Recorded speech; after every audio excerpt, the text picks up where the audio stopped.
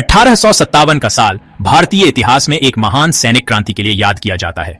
यह क्रांति मेरठ सैनिक छावनी से शुरू होकर धीरे धीरे समस्त उत्तर भारत में फैल गई थी। ईस्ट इंडिया कंपनी के भारतीय सैनिकों ने इस क्रांति का नेतृत्व किया। ऐसे ही एक सिपाही थे आलम बेग, जो कि ईस्ट इंडिया कंपनी की 46वीं बंगाल नेटिव इन्फेंट्री में हवलदार के पद पर सियालकोट में तैनात थे।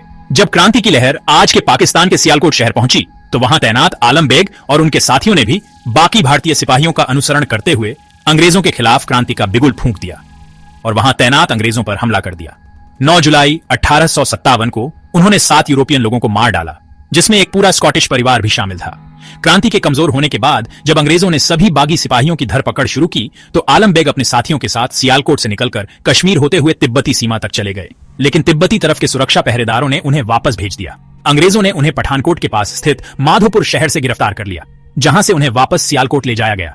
1 साल बाद उन पर स्कॉटिश परिवार की बेरहमी से हत्या करने का मुकदमा चलाया गया और मृत्युदंड देकर उन्हें तोप के मुंह से उड़ा दिया गया।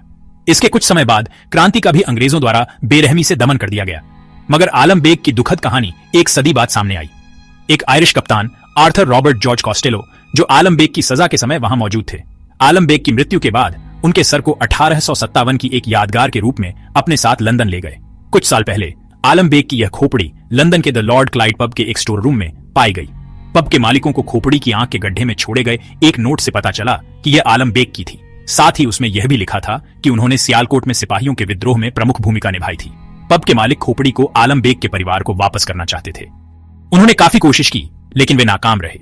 ऐसे में पब के मालिकों ने दक्षिण एशियाई इतिहास के विशेषज्ञ किम वैगनर से संपर्क किया। उन्होंने वैगनर से खोपड़ी लेने और इसे आलम बेग के वंशजों का पता लगाकर उन्हें लौटाने का आग्रह किया।